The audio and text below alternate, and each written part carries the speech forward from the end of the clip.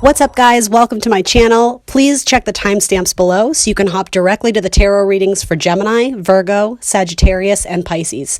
And do remember to like the video. Hello, Gemini gang, Gemini, Sun, Moon, Rising, and Venus signs. Welcome to your tarot reading. Welcome to my tarot channel. Hit that like button. Ooh, we're doing it differently this time. We are pulling random cards from random decks that have been shuffled off camera. Coming up together. Ace of Wands, love it. Love it. Please come into this reading with an open heart and an open mind, a desire to learn something to better yourself. If the messages that come through don't resonate for you, that's completely fine. Feel free to push them aside. You may want to choose to revisit them at a later time or date. Sometimes tarot makes more sense in the future. Entirely up to you. Do trust that your own intuition will be able to separate the messages that are meant for you and the ones that you can release. You can always assume they're going out to someone else who needs to hear them. Wouldn't be a Gemini reading if the cards didn't come out in twos. What's up, guys? I hope you're doing well. There's the Lovers. Love it. All right. Let's see. Queen of Pentacles. I don't know why I've been pulling two on this last deck. We'll get you an oracle card and we'll hop in. I feel like my voice sounds tired today just because I'm towards the end of my reading, so I think my voice is maybe a little bit strained, but I'm here. I'm showing up. It's going to be a good reading for Gemini, right? We'll set the intention. So trust. Something very gentle about the deer spirit, a little skittish, a little bit nervous, a little bit on high alert. There's a better word for that. What do you call that? It's like, I don't know, I associate it with Scorpio. It's like always waiting for the other shoe to drop or being in anticipation mode of like anything could happen at any point. You know, it's, and then, yeah, with healing, it's almost like there may be a relationship in your life currently or one that is coming into you where, you're able to exhale a little bit. You're able to relax into it and not be on high alert. I wish I could think of the term I'm thinking of. It's in the corners of my mind somewhere. Like hyper awareness, hyper alertness, like something like that. You know, when you think of a deer, right? Deer in headlights, it's like, oh my God, what's happening? That could be you, Gemini. You know, there is something kind of, I don't mean this in an insulting way, but something kind of flighty. It's like I need to be ready to be on the go at any moment. So like I can't settle in, you know, maybe lacking that pentacle, that earthy energy of feeling rooted. That might be about to change. So let's hop into this. So you have the Queen of Cups to the Four of Cups to the Ace of Wands to the Two of Pentacles. I think this is a success story. It's interesting that you have the Ace of Wands twice. My gut reaction is the idea of holding on to emotions for someone, but questioning if it's right for you. There's certainly an electricity, there's a flirtation, there's a chemistry with the Ace of Wands. And I don't know, with this Two of Pentacles, it's like, I'm not trying to juggle multiple people at a time, hopefully for most of you, right? With this, it's almost like, it's very easy to view this suitor or this relationship as someone who's only going to add stress and drama and chaos to your life, because it does look like you have your hands full. It looks like you have a lot going on. But I almost think that's an easy excuse so that you don't have to fully show up and make space and room for this person.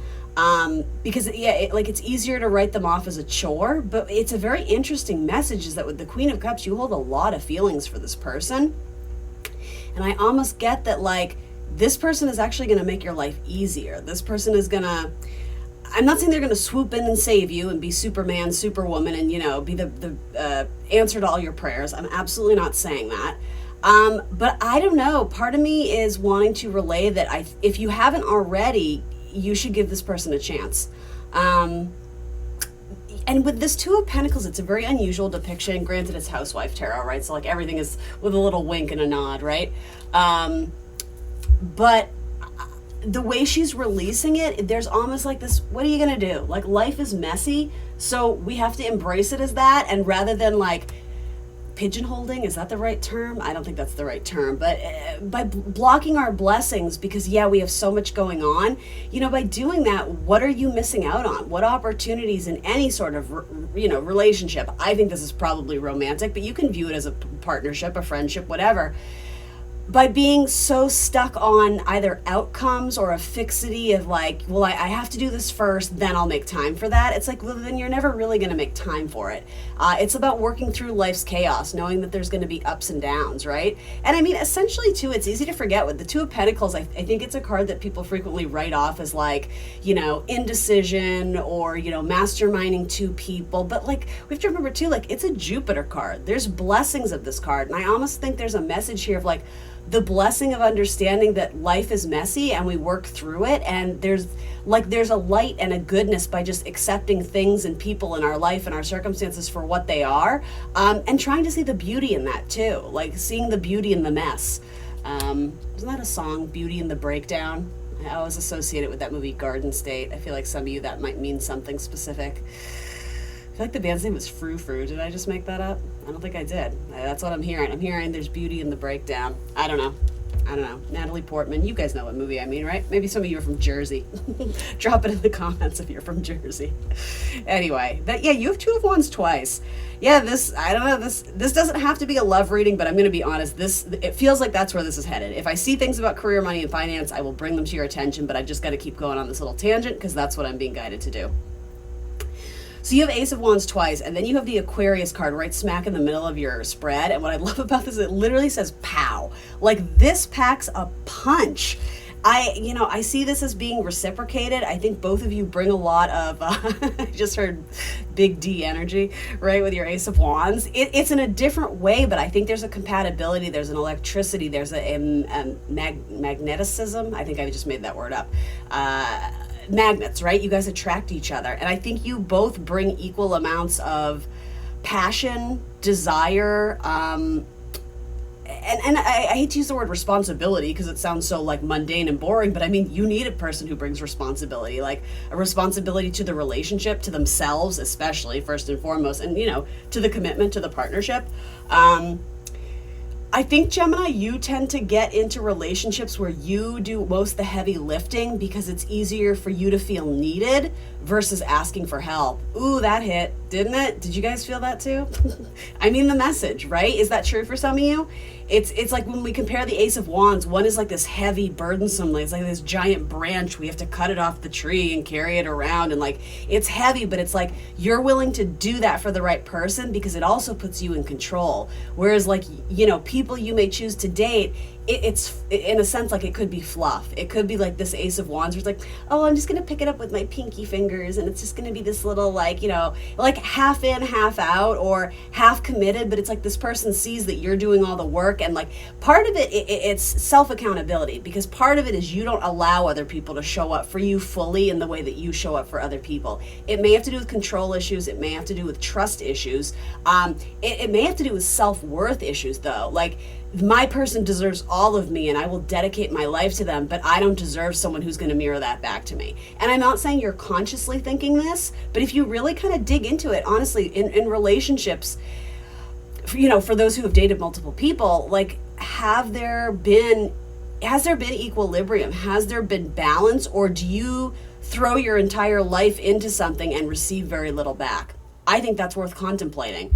And I think there is, if it's not already in your life, I think there's a chance for a relationship that is going to completely like tower that shit, right? And by tower, I mean like the breaking up, the releasing, the enlightenment, you know, the blowing up, very Aquarian. I mean, Aquarius is ruled by planet Uranus, right? And that is the planet of awakening, of shock, of rebellion. So how is your little baby ego going to feel? How's that? I don't know if inner child is the right word, but yeah, your ego, how is it going to feel when this person steps up and actually puts in the same, if not some more effort, at least early on, because I think they're interested in you. I think they're wanting to like get you and show you that like I'm in this. And part of you is like, well, this, I don't know if I like this. Like, this person's like doing all the heavy lifting and that's my job in a relationship. You know, it's like, no, it's not. That was never your job. I think some of you started to believe that. And I hope you're not misinterpreting this message as me beating you up. This is like a long overdue liberation and sort of a reprogramming of your mind, a transformation of who you are in relationships and how you show up. And like, it's going to set you free. Relationships don't have to be a struggle. Relationships don't have to be this thing that you need to mastermind and control. And I'm hearing puppeteer. I don't necessarily mean that in a malicious way, but I think the idea of not knowing what's to come freaks you out, or not knowing the master game plan, the whole vision, needing to know every detail and have it figured out in your head before the other person does. There's comfort in that, and I think there's been consistency in that. And I don't know, with Aquarian energy, the Fool, and this kind of like, whatever, life is life and we just have to deal, there's like a releasing of, again, like the control issues, or there's a better word for it, but I think you guys understand what I'm trying to say. I think this is a game changer, and I hesitate to attribute it all to this person, because essentially what's going on is there's an internal change in you. There's a shift, you know, something is finally shining through, like literally the clouds are parting and you're starting to see the light, right? Look at the image on that, the Ace of Wands. Where, yeah, it's like you're being shown that there's a new way to go about this. There's a different action plan. There's a different game plan, Ace of Wands. And I do think this person comes into people's lives without even realizing it. It's like, especially if they are an Aquarius, but whether they are or not, they probably have a strong Uranus placement or, you know, aspects to that. I would imagine there's probably some Aquarian energy coming through there.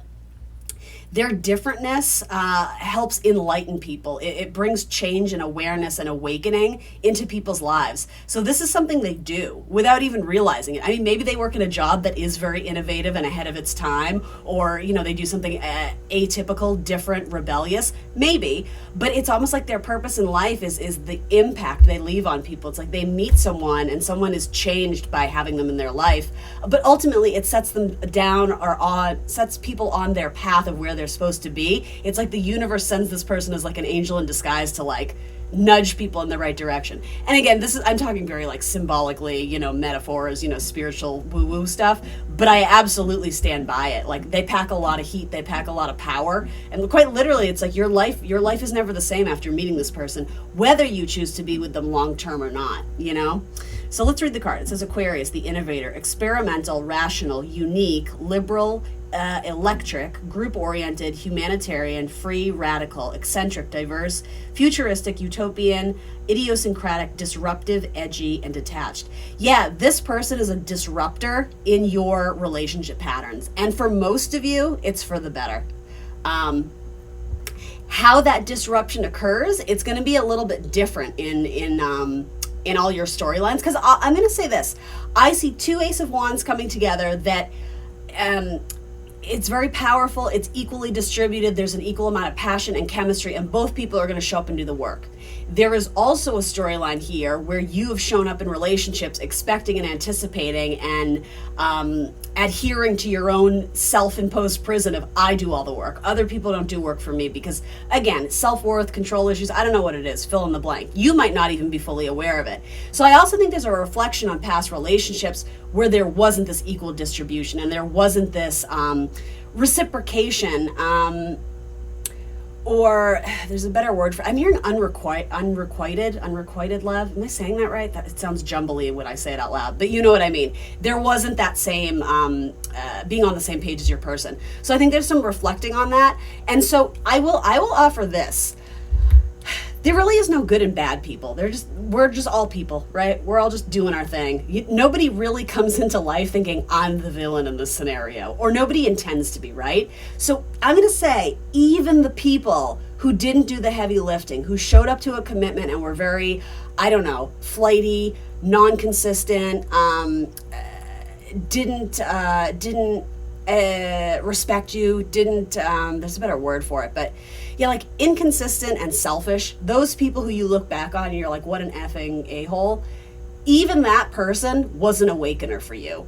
It just, maybe the lesson took you time to fully realize that, yeah, that wasn't normal. That really shook things up and I accepted it at the time. But the reason, you know, the universe sent you that person was to get you uncomfortable, to get you to move, to get you unstuck so that you can be like, ooh, I allowed myself to be treated that way and that didn't feel good and like that wasn't right. And so like, again, that like inner rebellion of what your ego is trying to tell you you need and who you should be, and, you know, holding you back essentially because of the way you were programmed as a kid, right? We are all told certain things or even inevitably, like, you know, parents kind of do damage without trying to, right? Because they can't possibly meet all our needs as kids. It's not about reprimanding them or punishing them, but essentially as an adults, a lot of us out there are are kind of broken, and we need to put time and attention to fixing the pieces that there's just misunderstandings or misinterpretations of who we are and what we deserve and what we can go after, right? That inner child work.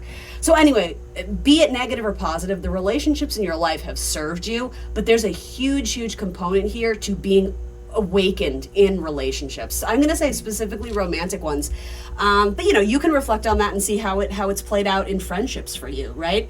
Friends that really had a lasting impact on you, but with Uranian Aquarian energy, sometimes it's like a flash of light and then it's gone, right? Like it breaks things up and can do some serious damage, and it's really not always one to be there and help clean up the pieces. It's like, well, I did my job here. And I'm not saying people are consciously doing that to you, but I just get a lot of contemplation and reflection on things that have really been a catalyst for you, only you are very shy to step up to the plate and make those necessary changes in your life. That is changing. There's like a newfound motivation. There's a newfound spark in someone. And again, there's like this, you know what? I have no reason not to roll the dice here. I'm going to give it a chance because something about this feels very right with the Queen of Cups. Like I feel protected in this relationship, meaning like I feel safe, I feel comforted, but I also feel a little bit protective of this person in that, not in a controlling way, but like I don't want to let them go. And yet there's a part of you that is still kind of doing that self-sabotagey thing. Like, am I going to be enough for them? Because they're really showing up for me and doing all these things that I didn't know people were supposed to do for me in relationships. That's your epiphany. That's your awakening. This is the start of a beautiful friendship. What movie is that from? Is that Casablanca? I have no idea. I forget what that's from. Anyway, I love this energy. It's like lighthearted, it's fun, it's hitting reset, it's again deprogramming your mind of what you thought you had to do or be or how to perform in a relationship. This is just like this is an adventure. Let's see where things go, and let's not put certain expectations on it and try and control it, especially emotional control, manipulation. That's very likely something you inherited or learned in terms of a controlling parent, but specifically a mother in your life, potentially. Gemini, this is heavy, but it's also like super valid. Like I really like this message, and I'm hoping you guys aren't on the other end of this like earmuffs, like, oh, I don't want to hear this. This is uncomfortable, because I think it's so important to hear. And I don't mean that as me being on like an ego trip. I just I get this. I relate to this too, right? And I'm not a Gemini. But I got Gemini placements though. Like I get this. I get what's going on here. So I hope you are able to receive it and at least ponder it, think about it, right? So then we have the Five of Wands to the Queen of Coins. Yeah, this is like the inner conflict of not knowing if I should reach out and communicate what I'm feeling to this person. I think you're going to. I think they probably already have, or they're going to as well. And it's like, is it worth the... I'm going to throw some words at you. Is it worth the struggle? Is it worth the drama? But is it worth the effort in order to go after what I know I deserve? Because, fives are like, they're the in-betweeners, right? But essentially, they bring change and chaos into our life. But I'm going to show you this. I've been keeping this on my tarot table because it so applies to how I read tarot. It's like, if it doesn't challenge you, it won't change you. Is this worth the challenge? For a lot of you, it seems like this person means a lot to you. It's your own limiting beliefs that's getting in the way. So the minute you start stepping up as seeing yourself as the Queen of Coins, which, probably isn't going to be an overnight success story, it takes time to breed self-worth and better self-love and care and, owning who we are and being proud of it, right? Being that shocking person who loves themselves first, unapologetically. When you start leaning into that and showing the universe, like, you know what, maybe I do deserve good things. Maybe I do deserve a partnership, that shows up and mirrors back all that I have to give. Because you have a lot to give. I just think you're struggling with the receiving part. But you know what? In some ways, I think that can be easier to fix. In some ways, right? So yeah, this is like, do you see how all the hands are grasping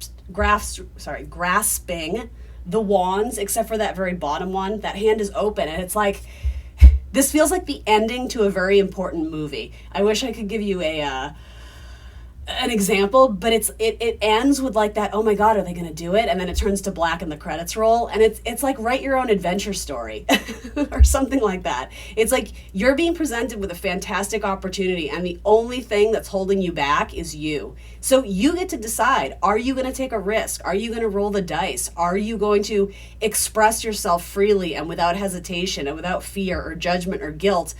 asking for what you need, asking for what you know you deserve. For some of you, it's not that you're having to ask for it because you're not receiving it. It's that you essentially need to participate in it, and that requires a little bit of it gets you out of your comfort zone, for sure, for sure. Then you have the Lovers. Yes, so again, like this feels very romantic to me. Then you have the Ace of Wands twice and you have the Queen of Pentacles twice. So like there's action, there's passion, there's chemistry, there's sex, there's, body chemistry, however you want to say it. But there's also this groundedness. It's like, fire goes up, right? Heat goes up, heat moves, right? And it can be fleeting, right? We have to stoke that fire to maintain the heat and the passion. But the fact that it's grounded in double earth, it's like it has longevity. It has a lasting power. It has a staying power. Like it's rooted in the earth. So even if something were to come through and try and shake this up, both people can stand on their own. I'm sort of getting the metaphor of two trees. Like, I don't know why this is coming through, but let's say a tornado comes through, a storm, whatever. It's like things are going to shake and rattle the branches essentially, right? Those are the wands. But then it's rooted in like the pentacle stuff. Like it's been there for years. Like it's solid. It's a foundation. So even though we may lose a few things here and there, that's like the chaos, right? It is going to change, the overall aesthetic, the exterior, I hope you understand what I mean, like the shape, but what's inside, the internal stuff remains the same, and it's unshakable. It's very, very solid. So then you have Seven of Pentacles. This reading is layered with I want to, but I can't. I want to, but I can't. Or I want to, but like I'm not good enough. And so that's going to be a process. I don't see any reason why you shouldn't. I think this relationship is going to make you step up your game on a personal level. So yes, it kind of sort of has to do with this person, but ultimately, Gemini, you have to make these changes for you or else they won't be lasting, right? And I mean, I hate to go dark and grim. I don't see this, but I think it's important to note, what if this relationship doesn't work out and this person leaves you? So, all that you were invested in and building with this person, you're starting to question, oh, well, I was only good with them, right? No. Like you're good on your own. You have to establish your foundation. And the thing is, some of you have it's a little bit shaky, right? You're still in the process of that, but like props to you for showing up and trying, right? If you fall and slip, you pick yourself back up and try again, or however you want to say it. But I think there's a lot of self-healing there, but even this feels very High Priestess to me, specifically in this spread. It's like she sits between the two pillars of balance. Like nothing shakes her, especially emotionally too. Some of you may have had sort of emotional highs and lows. You may have had depression. You may have had, I don't know, something about emotional highs and lows. With the High Priestess energy coming in, it's very spiritually attuned. It's like you allow the emotions to come and go. There's a flow, right? There's a Cancerian energy to the High Priestess, right? Who's ruled by the moon. So, the moon fluctuates all the time, right? It wanes, it waxes, it moves to the zodiac, every 30 days. And so emotions are going to be highs and lows all the time, but it's understanding that emotions come and go, and that's not the stability there. That's not like the fixed energy. That's not what's rooted. It's like we just allow them to move through us. We can take stock in them and ask ourselves, is what I'm feeling true or this or that? But ultimately, you have to release it and just go with the flow. Go with the flow. I hope that's making sense. I think there's someone who really wants to be with you. And do keep in mind, these messages can go vice versa, right? For the cross watcher, on this Gemini reading, this is probably talking about their Gemini, or vice versa, however you want to say it. But red roses, we're painting the roses red. Interesting, very interesting. I even have red roses on my table, sort of, whatever these are. We're painting the roses red. That's symbolic. It's like the falsity, the put on, the peacocking, or not the peacock. It's so funny. Even this, look, painting the roses red. It's like trying to be something that we're not, or trying to force something that it's like we just need to allow it to be itself. We need to allow it to be organic and beautiful and pure and untainted. So this does have to do with hitting reset and allowing yourself to bloom in a new way. But not all is lost. Even like metaphorically, even if we prune the roses, right? If they fall off and whatever seasonal change, it's like we still have the earthy stuff. We still have the stuff that's grounded in there. We still have the seed that was planted many years ago. So like you're not a lost cause. This just has to do with a lot of internal transformation. And the universe is showing it to you via a relationship to be like, are you ready? Like, are you ready to do you, Gemini, for a chance rather than trying to, people please? That's a huge message here. This is powerful. Let's roll some dice. I definitely see Aquarian energy here. There could be another Gemini involved. There could be a Cancerian involved. Capricorn. Let's see what the dice say. Sagittarius, Cancer, double Sag. So Sag and Sag, and then Taurus. We'll roll one more. Cancer again. Taurus again. Stop it. So those three signs are very important. Sag, Cancer, and Taurus. You got all three of them twice. What else? What else? Anything? Taurus. The universe is like, bitch, I told you. I can't. I have to know. And Scorpio. Wow. Wow, wow, wow. And I mean, that kind of fits too with the idea of like a self-transformation, right? The phoenix from the ashes. And I said this in a Scorpio reading, and it literally got deleted. It killed me, but ultimately I have to let it go, right? It wasn't the message that was meant to be, right? See, that's me trying to control things and hold on to them. Just let it flow, let it go. Said in a Scorpio reading, I've read this, and I believe it is factual, I believe it is true, but it doesn't matter because I like the symbolism of it. That, the Scorpio has that like venomous, stinging tail, essentially, right? And if a Scorpio feels cornered enough where it doesn't see a way out, it will literally sting itself to death in order to avoid being hurt or traumatized by other things around it, its environment, its people, its enemies, etc. But sometimes Scorpios can sort of self-destruct metaphorically because they don't see a way out, but it's not always that it's not there. It's that the situation is requiring things to transform and change, and sometimes they're not ready to do that, right? Because there's a fixity to Scorpio. I'm saying that to you as if maybe that's going to mean something to you, but I guess I'll phrase it this way. Where are you self-sabotaging and holding on to this belief that I can only go so far, otherwise I'm out of my safety zone, and if it gets too real, if it gets too vulnerable, it's like I got to self-destruct. I got to sting myself. I got to break up this relationship. I have to turn to, for some of you, it may be turning to like substances or addictions to like emotionally cope with what feels too heavy. I do think that it's funny that message came out again. I do think that message is valid. I just wanted you to contemplate that, Gemini. Ooh, I love this reading. I do. It's heavy, but it feels profound in some way. I hope it reaches someone who needs to hear it.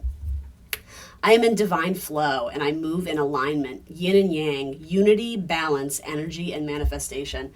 Yeah, the sun and the moon, the dark and the light, the internal and the external. The twins, right? The duality, the Gemini. Loving yourself wholly and fully, even the parts that you're not necessarily loving having to show people. It's like the shadow side of you, the things that you view as negative traits, that needs to be loved too, if not more, right? The shadow wants to be loved, right? We gotta bring it into the light and love it and acknowledge it, or else those wounds are never gonna heal. I can feel your cross watchers watching this. What's up, cross watchers? I feel you. And they're so frustrated for you because they're like, I would be so good for Gemini if only they would allow me to be good for them. I feel that energy. And then rain, purification. That may have come out in the Scorpio reading too. That came out in, was it, maybe it was Virgo. Yeah, no, it was Virgo. It was Virgo. I pulled two and I could only read one, but I'm like, all right, I'll put it back in there. But anyway, maybe some of you have like strong Virgo placements or something. All right. Purifying your mind, body, and spirit is the task that is being put before you. Purify your mind by identifying a prominent belief you carry about yourself that inhibits you from fully being engaged in life, from showing up 100% of the time. Purify your heart by allowing yourself to breathe in and out blessings and forgive so that you can love even more deeply. Let yourself feel grief, truly feel it, so that the rivers of your tears become miniature baptisms that help heal the wounds of your soul. Ooh, that's deep. If necessary, detoxify your body, the temple and the seat of your soul, by changing your diet, doing a cleanse for a few days, or simply drinking more water. Increasing the daily amount of water you drink with deep appreciation for its purpose will revitalize your spirit. It is no wonder that in some indigenous languages, water is called lifeblood, as it carries as it is so essential to every form of life on earth. Take time to purify yourself. Gemini, this reading was dope. This may have been my favorite reading so far. I think a lot of zodiac signs need to see this. So you know what? In some ways, I hope you have lots of cross watchers on this, because I think this is speaking to everybody in some way. It feels very big. It feels bigger than just a Gemini reading. But anyway, thanks for joining me today. Please like the video, guys. It's my goal this year to grow this YouTube channel, get these messages out to more people who need to see them, who want to see them. So yeah, do your part. Like the video, leave a comment if you can, leave an emoji, share with your friends. You know, word of mouth is huge. Anything you can do, I would truly appreciate. But I appreciate you showing up in this reading nonetheless. I will see you soon for more tarot. Bye, Gemini. Hello, Virgo, Sun, Moon, Rising, and Venus signs. Welcome to my channel, The Intuitive Teacup. Welcome to your tarot reading. Ooh, 10 of Cups, starting off great. We are doing it differently this time around. I'm pulling random cards from random decks that have been shuffled off camera. Those two came out together, so we'll take them. Look at you, Virgo, showing up sexy in the bathtub. Please come into this tarot reading with an open heart and an open mind. Desire to learn something, to better yourself. You know the deal. You are accountable and responsible for all your own actions and decisions. This is optional advice, guidance, and energy check-in. Please trust that your own intuition knows what messages are meant for you and which ones you can release and assume they're going out to someone else. Do feel free to revisit these messages, though. Sometimes tarot makes more sense in the future. You have a lot of killer cards. I'm loving it. Oh, and then I pull the 5 of Cups. Come on now. It's funny, you got 2 of those, though, so there's like mirroring energy. I'm already sensing that. And then you end with the Sun. Nice. All right, let's pull you an oracle card, and we're going to hop in. Setting the intention to get you some clear, helpful, insightful messages. Enchantment. Ooh, I love that. That feels very Pisces energy to me. Something about a lighthouse. Is that a significant for anyone out there? Something in your family, or I don't know, lighthouse, a storybook, a movie. I don't know what that is. Yeah, the word lighthouse is important for some of you. Also, I guess for some of you, it's like trying to attract something in the night. This is like a metaphor, guys, right? I'm getting just this idea of like a lighthouse being like the safe haven for ships traveling at night. You know, the light is sort of this rescuer, this savior. It's like the hope to go on a little bit more, persistence, tenacity. So those words are coming to mind. And then new beginnings. Yeah, so there's something here about like you're almost there. You're almost there. Don't give up yet. First word I heard when I looked at this card just now is nirvana. It's like you're on your way to heaven, or you're on your way to something really great, or this ideal situation or ideal scenario. Maybe it's an ideal lifestyle, chapter, relationship, whatever it is. You have a lot of very strong cards here. It's not to say it's all sunshine and rainbows, pun intended, because you literally have sunshine and rainbows. That's hilarious. I mean, we'll talk about the 5 of Cups, but in terms of like the challenging cards, that's what's up here. Yeah, there's a message here. I'm sort of being called to go down, so I'm going to do that. Of like slipping but catching your fall.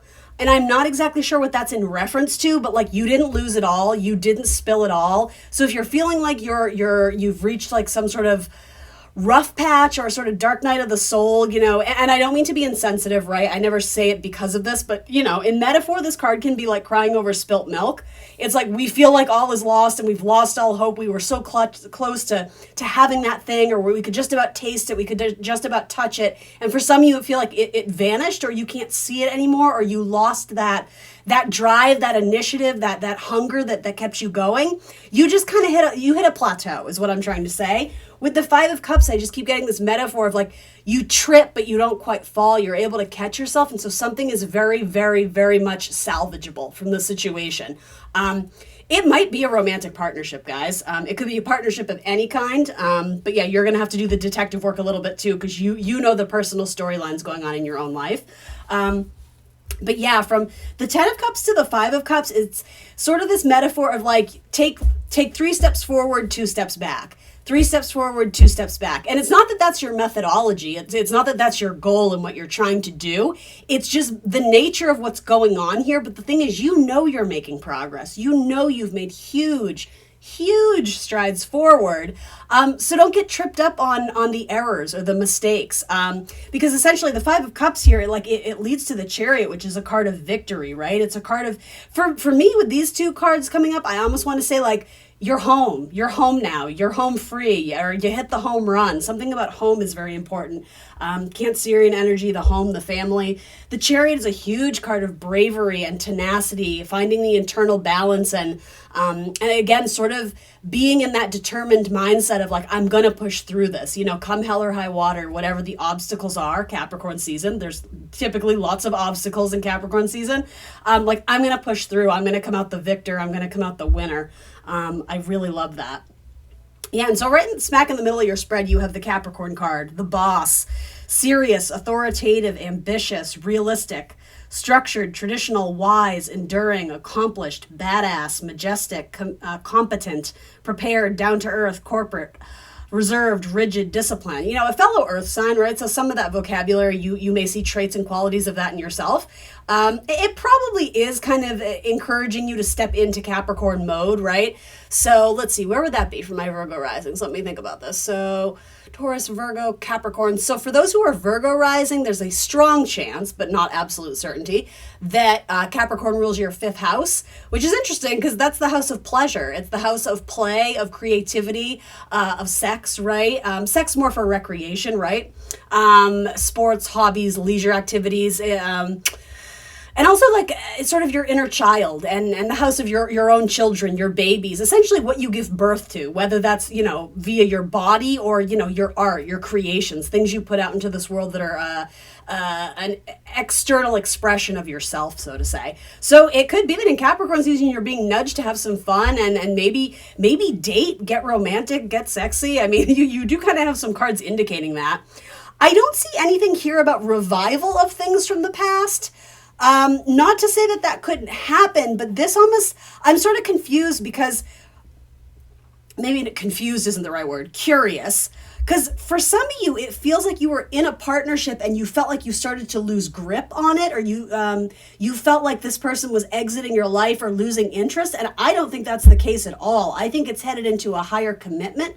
But for some of you, I don't know if it was internal fear or you got triggered by something else. Maybe something at work was kind of rubbing you the wrong way and you just kind of went into, again, like you plateaued a little bit. But the happily ever after card is the first card out. I think that speaks volumes. Next to the King of Wands, love it, Aries, Leo, Sagittarius energy, potentially, right? Your card. And then the Two of Swords. Yes, so something about your energy has been a little bit held back. And I'm not sure if that has to do with your partner directly or, again, something that maybe you're fighting internally. Maybe you're a person who struggles with depression or you've experienced a loss of some kind in your life. But with that, I just heard the word recovery. With that, there's a quick, quote unquote, recovery or someone who's going to help. I keep hearing it like recover, someone who's going to help you to recover. Maybe it's aid you back to health. But also, I almost feel like if something slipped from your grip, metaphorically, it's like someone's rushing in to catch it for you. So someone comes in to save the day, or it's like being at the right place at the right time. There could have been, I don't know what to do with this. I'm hearing misconnection now, but the thing is, I don't think it's missed. You also have a card of Taurus coming through, the Hierophant in this deck, which is welcoming joy and abundance and like summoning the people. It's like people rising to the occasion and feeling inspired and motivated by the preachings of this person or by the magic, the allure, the charisma of this person. You're finding your tribe, you're finding your people. You may be going out into nature a lot more and getting more grounded. You may be networking in groups of people. You may be stepping up into the role of a teacher or a mentor or a leader. Or it's just like your people are inspired by you right now. I don't know, during Capricorn season, roughly. And then under this, we have the numinous. I kind of want to look at this. The unknown, the unknowable, ESP, psychic abilities, the cosmos, universal truth, oneness, source, the unnameable, shadow work. So yeah, maybe you have some shadow work going on with these 2 5 of Cups. Inner knowing, tingling, ghosts, otherworld, space, enigmas, the occult, and intuition. Interesting. So some of you may be seeking out businesses that are a little bit more mystical, spiritual. Maybe you're just, shopping for, I don't know, crystals or doing something of the sort. Maybe you're doing Ouija boards or tarot decks or whatever. Others of you, it could be that that's your side hustle, or you're trying to foray into some sort of spiritual career. This very much feels like traditional hermit energy, at least this one does anyway. And so some of you may have had sort of, again, like a stop up, like an obstacle that got in the way of you pursuing your path, especially in terms of what you want to build and grow in this life. But again, it was a temporary delay. The hangman isn't here, but I'm kind of seeing it. It's almost like you set off, metaphorically, you set off on this journey, right? You're on your boat, right? Things are going good. You have the map, you have the destination. Then, there's a gust of wind and you lose your map. And you're like, oh shit, well, okay, at least I can see where I'm going. Then it's like a thick cloud of fog rolls in and it's a rainstorm. You're just like, okay, well, now I'm completely fucked, right? What am I going to do? But again, it's like that beam of the lighthouse, it comes back. I think metaphorically, that's what the sun card is too. It's like there's guides and energy around you that you can take advantage of. The divine is looking out for you. Just because you can't see it doesn't mean it's not there. So some of you are being asked to choose faith over fear, essentially. The answers are going to reveal themselves when they're supposed to, but are you in a good place to receive those intuitive hits and those intuitive downloads? Spending time in water right now would be very cathartic and healthy for you, and also it's a place where you're able to relax your body, tend to your body, take good care of your body, and again, it sort of opens up your chakras maybe, but it opens you up as a vessel to receive downloads from the divine, for those who are open to that sort of thing. I definitely think you have spirits and ancestors around you that are helping to guide you. Something that you think is long gone and has exited your life, or you missed an opportunity, again, that is a false perception. There is a reawakening, a reimagining, a revision. There's something can be salvaged from this, that's all you ever needed. It may be that you were trying to overdo it, or there was excess, or there was too many. And I don't know what that refers to, but like, you're good. You have what you need to make this dream a reality, to bring this vision into manifestation. You have to roll up your sleeves and do the work though, right? Capricorn season, it's a very serious energy, right? We literally have to roll up our sleeves and do the work. We may have to delay satisfaction in some sense, knowing that down the road it's going to be worth it. And so that's an interesting message, right? Because you are in a fifth house month, so to say, right? Capricorn season, in theory, right? That's not going to be true for all of you, but especially for my Virgo risings.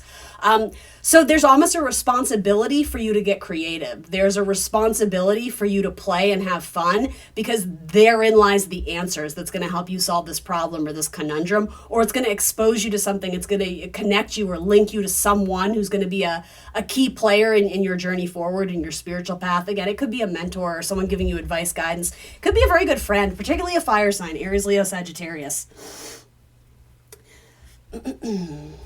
Some of you may have been on the brink of divorce and you decided to give it another shot, but you had to have a very honest conversation with this person about what your new expectations are if you guys are going to continue down this road together. I think there was a part of you, or possibly this person as well, particularly if you're dealing with another Virgo, right? Especially like a Leo Virgo cusper. Someone had an avoidant personality. Like they didn't want to address the actual issues, maybe because they were scared to rock the boat. There's a lot of boat metaphors. Or it was comfortable and it was easy, but it didn't necessarily mean it was still fun and full of pleasure. I think with the King of Wands and the Ten of Cups, it's like the pleasure stuff is important. We have to get that back. So some of you may be spicing up your sex life or having more open conversations about what you desire, not just sexually, but just in general, like, emotionally, what you need, because that has felt a little bit void or a little bit numb, or again, you just may have plateaued in a relationship. It's like the honeymoon stage is over and now it's like you're with this person all the time, and it's like you gotta mix it up, you gotta spice it up. For those who are interested, I do think, again, it's salvageable. I think this is very fixable. I think a meeting of like minds to discuss the issues at hand and have a very civil but open and blunt, a King of Wands, a blunt conversation, and then I think you're going to go places. I think it's going to be a win. I think it's going to be a victory. Some of you are not acknowledging your spiritual gifts. It's like you've been blessed with special things, talents, skills, abilities. For some of you, it's flat out like ESP, psychic type stuff, being able to read energies, whatever it is, Reiki, whatever. And again, different for everybody, but whatever your gifts and talents are, the universe, it's like they're sad because it's like, you know, you have this skill and you're not following it. You're not following that intuition. You're not following the scent of that track in order to really pursue it and put time and effort and commitment into it. And the thing is, it would make you so happy. It's like, why are you not doing that? It's a gift to yourself and it's a gift to other people. You know, you not living out your full purpose, even though a lot of you know what it is, you're denying other people the gift of your skills, your knowledge, all that you can contribute. And, you know, the happiness, the impact you could have on people is huge. Some of you are going to choose to pursue this route, but it's really going to take some like nudging from the universe. I'm getting the idea of Velcro. It's like you're very stuck in place. I just heard wallflower. Some of you are very shy. You're very timid. Because it may be some unknown territory for you. Maybe you're the first one to do it in your family. Maybe you're not part of the networks of those people who have done it. Then maybe that's your mission, you know, to get out there and meet the people, connect with like-minded individuals. For some of you, there could be an experience that would involve travel, in which maybe you're going to connect with people who again are going to help guide you, and that might not be the main purpose behind it, but the universe is like sending you people along your way. They're trying to guide you towards, I just keep hearing mission, your mission in life. You know what it is, but you keep refusing it or denying it or not wanting to look at it. And maybe it's because you were made fun of, you were made to feel guilty or shamed about it. There could be a very triggering issue about family and upbringing and roots and religion and beliefs, and something about what you want to do or who you are, your being. You may have been told that that's not right, or that's not acceptable in society, or that goes against God, or there might be some heavier issues behind that. And you know, of course you're upset. Of course you're Five of Cups, because you're like, well, shit, like I feel like this is what I'm being guided to do, and yet, you know, the people around me, at least in my immediate environment, are telling me, you know, that's not good and that's not valid. So it's like this identity crisis, like, who am I, and am I not good? Am I not talented? You know what? Yeah, there's a lot of like deeper questions. You don't have the actual Hermit card in terms of the traditional one, but you have a lot of like Hermit type energy, which is ultimately your card. It is a card of independence, and it is a card of like spiritual journeying and spiritual awakening, right? Card number 9 leads into card number 10. So it's like when you choose to spiritually align and go down a new path and you know, soul searching, soul seeking, however you want to say it, it leads to the Wheel of Fortune, meaning the universe throws blessings your way. You know, when you take that first move and show the universe, I'm ready for something new, I'm ready to change it up, the universe is going to match that energy, and it comes in the form of the Wheel of Fortune. Fortune, blessings. The blessing. You guys know that reference? Anyway, then you have the Sun. I'm liking the stuff with the Leo. I gotta say it. If you have a Leo in your life, it's looking good. It's looking supportive. It's looking passionate. Same for a Cancerian, particularly a male Cancer, whatever gender you're interested in. Again, you have Capricorn energy here, sure. Cancer, Capricorn. That's like the mother-father access, thank you. And not to say that this has to do with parental issues, but that might be playing a factor in it, as well as sort of the personal life, you know, who we are in at home privately, right? Our moon versus who we are in the public, our Saturn, our reputation, our public standing. So there might be something here about who you are internally versus who you present as externally. There might be a little bit of a quarrel or a conundrum there, like an internal battle. Because it's like you're not allowing yourself to truly express yourself and who you are as you are. There may be, again, guilt or shame issues regarding who you truly are and speaking your authentic truth. Maybe some of you are exploring new sexuality. And I see that being very healthy and cathartic for you. But yeah, there's a bit of a struggle in committing to your new path and not holding this like burden or guilt or shame about, I don't know, presenting this to your family, to your roots, to your people, to your coworkers. There's very much fear of judgment going on. I really like this card though. It seems like you have a good support system in a person. If you're looking for love, it's definitely showing up in your spread. I'm also getting Taurus vibes, someone who's they have a lot of curves in their body. But they have like, and I'm trying to say this in the correct way. They have like a the words I'm hearing are like making me laugh, but I think I'm hearing like a hearty body, like a meaty body. Like they have lots of curves. They're very sensual. I don't know if that makes sense to anyone, but But there's a lot of love there. There's a lot of passion. There's an ease and a harmony to how you guys fit together and how you work together. Mother Earth. Yeah, that makes me think of Taurus as well. There's definitely, I shouldn't say definitely, there's potential for you to connect with another Earth sign, Taurus, Virgo, Capricorn, romantically. I mean, to be honest, you have them all. You have Taurus, Virgo, Capricorn, so love that. Also love the Leo energy. This person allows you to step into your light. They don't try and take it from you or shame you for it or make you feel like, you know, you're being the center of attention, or I don't know. It's like they encourage you to own who you are and to step into your power. And the idea of being seen is very important here. For a lot of you, I'm getting this idea of like wallflowers or being like the, you know, the best friend, but not the leading lady, or however you want to say it. And this person is like, no, like it's time for you to step up and be the leader, or, you know, be the boss. That's hilarious. Interesting. Something with a Scorpio or a Cancer, a missed connection, possibly something with a Leo too, or something very a specific story about a cat or a person who's really into cats. I don't know, something with a water sign, Scorpio, Cancer, Pisces. Someone who's too proud, but actually is quite vulnerable and sensitive. Someone who wants to speak their truth and say the thing, but they're worried to approach you because there might be someone in your energy who they feel like they lost out on you. It's like they didn't act quick enough. They didn't pounce on the opportunity, but they still think about you and dream about you and wish that things could be different. Yeah, they're at a crossroads. There might be someone who's going to step forward and admit that they want to win with you. They want a victory with you. They want things to pull forward. What is this Five of Cups about? There's two different storylines going on here for sure. There's the whole thing of like something you thought you missed out on is still salvageable. That might have to do with this. But the thing is, I also feel like there's another person who's like in the realm of this story, and like they're longing to be with you, but they're sad because it's like, oh, I missed my opportunity with Virgo. That might be a Capricorn. Dear Spirit. Yeah, again, earthy energy. A lot of earthy energy there. There may be an earth sign who's just like super depressed or just lost in themselves, lost in their sadness. Do they stand a chance with Virgo here? What's the deal with that? Trust your instincts.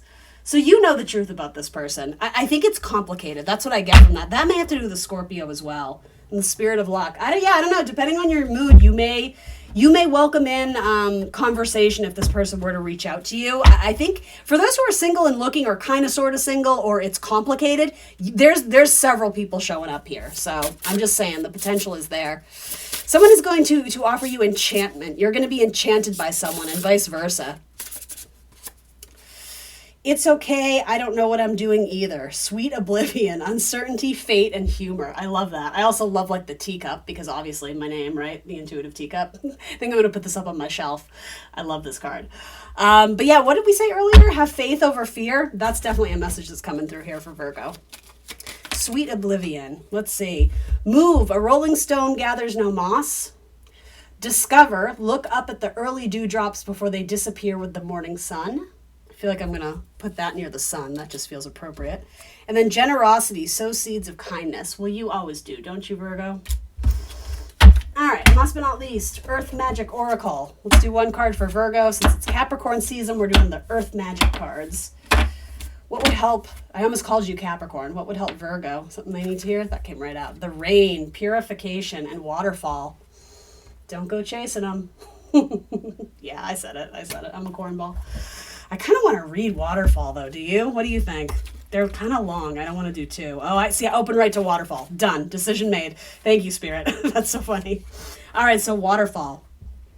You have come to the edge of your comfort zone, and you find yourself fighting to resist moving past the perceived precipice of who you are, how you can be, or what you can do. Spirit is asking you to step beyond the edge and allow yourself to do so with ease rather than struggle. Yes, at times physical exertion is necessary, but when performed with fluidity and grace, even when the task seems daunting, holy Lord, you'll find that movement moves you effortlessly. Approach the present situation or relationship with awareness and grace. Do not try to make it effortless. That just creates more strain. The key word here is to allow. This is not a time to fight, but to surrender to the will of Spirit, even if you are being asked to let go completely and tumble into the brink of creation itself. You will find the waters there to be ultimately still and calm. Keep your focus on your solar plexus and your breath, breathing through any tension.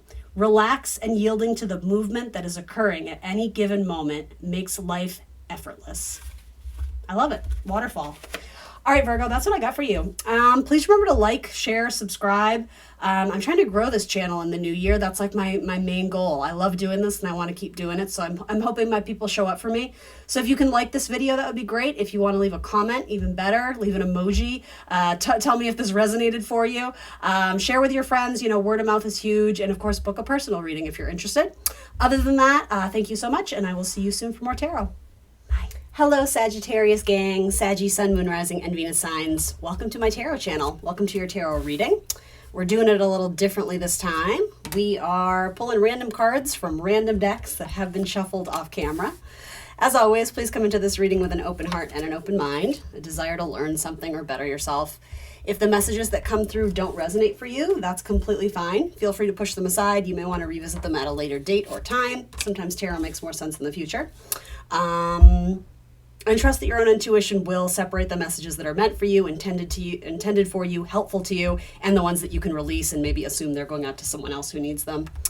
Do remember you are accountable and responsible for all your own actions and decisions. This is, of course, optional advice, guidance, and energy check-in.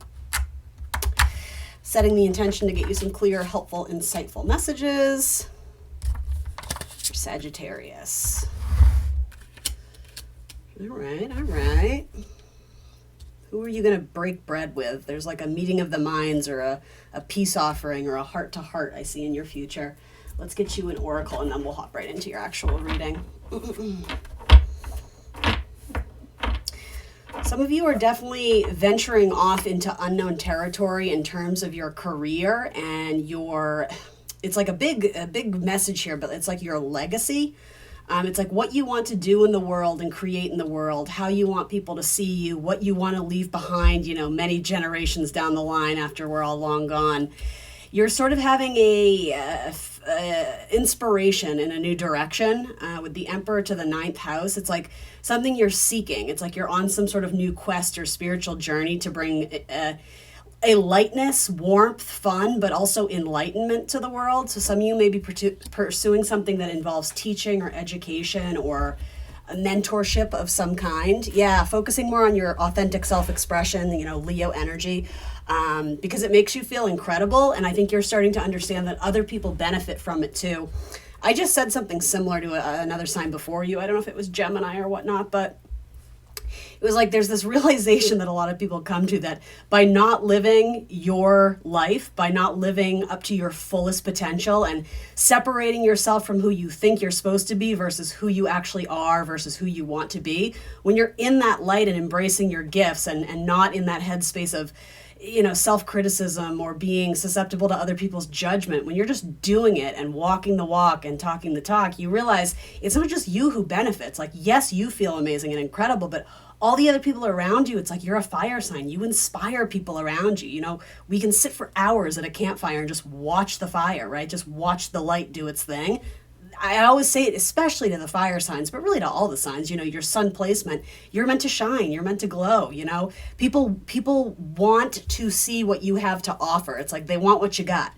You're hot Sagittarius. So I think that's an important message. Maybe some of you just need an extra boost of confidence or a little nudge to pursue that thing that you were hesitant or what's a better word for it? But yeah, I mean, hesitant to pursue.